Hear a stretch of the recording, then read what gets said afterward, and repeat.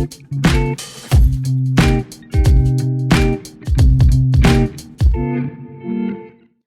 there, welcome to Bible Slash Chat. Kevin, hello. Hello.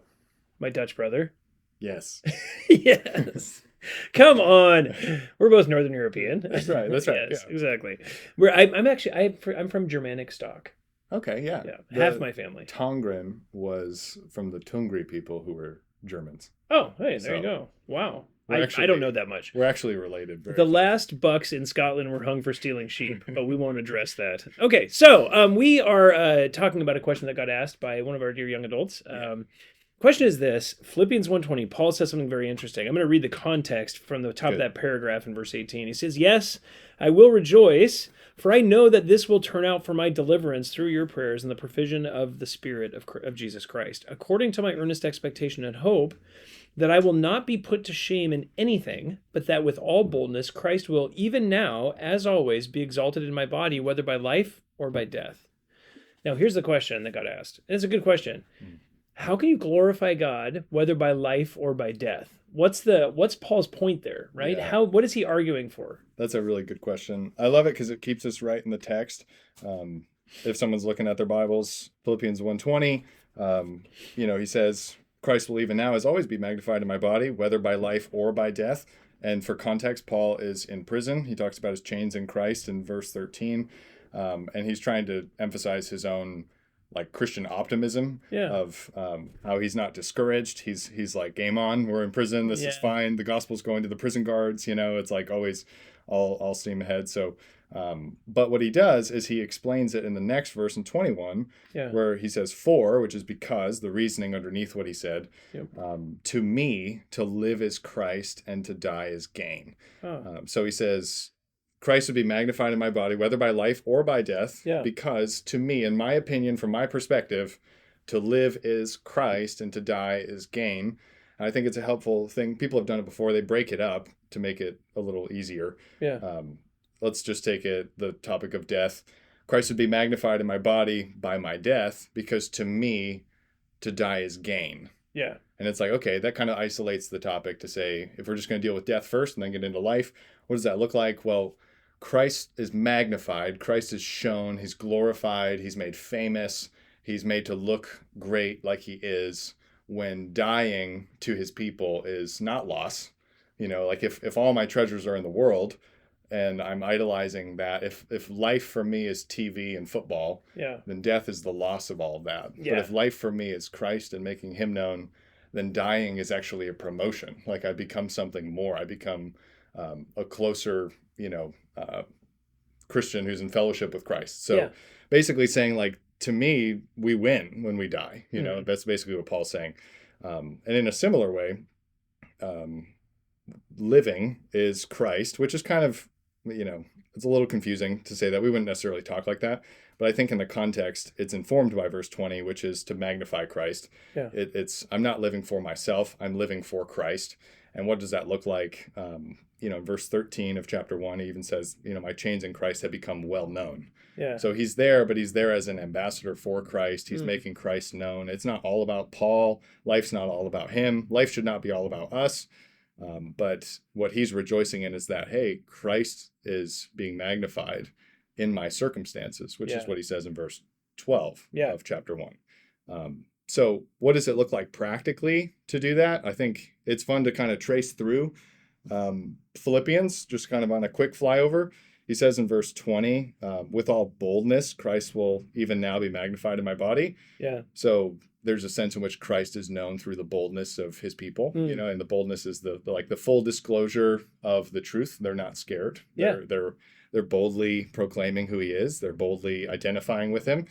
You can see it in, let's see, just kind of going through the book. What makes Christ look good, if that's our question. You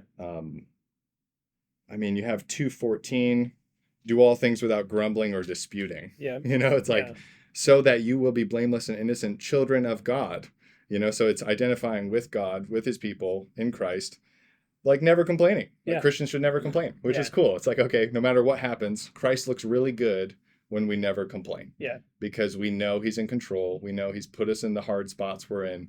Those are actually platforms, like Paul in prison, to advance the gospel, to be louder about our identifying with Christ. Yeah. To, if people are like, oh, it's really hard, the focus comes in on us, but then like a mirror, we reflect that to Christ and show how good he is to us in that. Yeah, and you can lose all things and gain Christ and still be joyful. Yeah.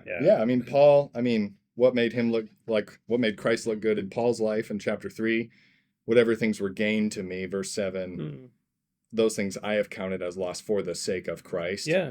Which is amazing, because if you look at his pedigree, he has so much, cred, with the Jewish community, and he was really big time. And then he just counts it all as loss to choose something better, which makes Christ look really good, which he is. Yeah. But it just glorifies that when his people make that kind of decision. 4:6, you have never being anxious. Yeah. You have let your considerate spirit, verse 5, be known to all men. You're gentle. Christ looks really good when his people are gentle. Christ looks really good when his people are not anxious. Yeah.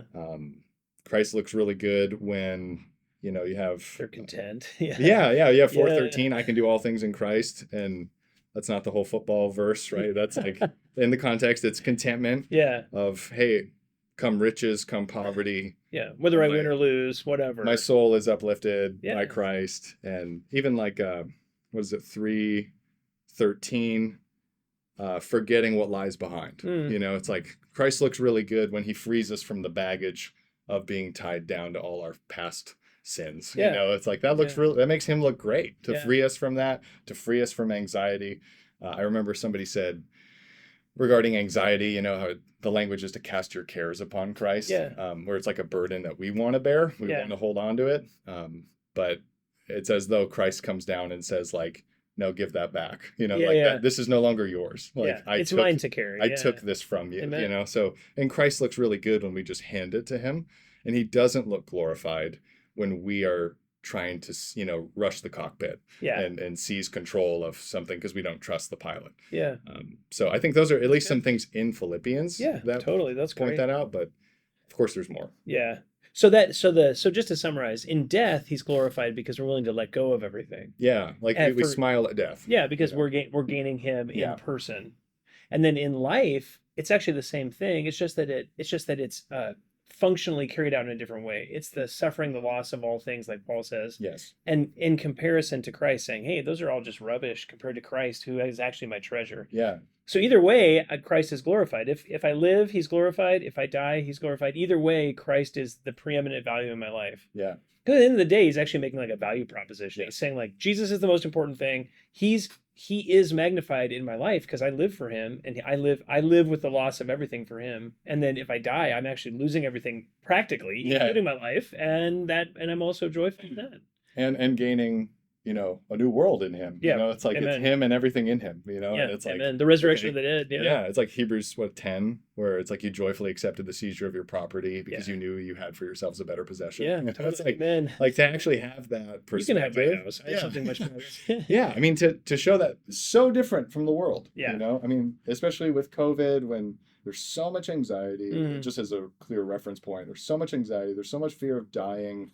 And not that we're not careful and things like that, but like I think I just understood in that moment, like you see that some people realize that's all they had. Like this is all they have. Yeah. And for Christians, their soul is, our citizenship is in heaven, and we're enrolled there, and we're guaranteed that even through death, we're not alone. Yeah. And it's just so good, which is why Paul's trying to magnify that so that other people can get saved. Yeah, exactly. So that's another way to, I guess, magnify Christ. That's great. Evangelize.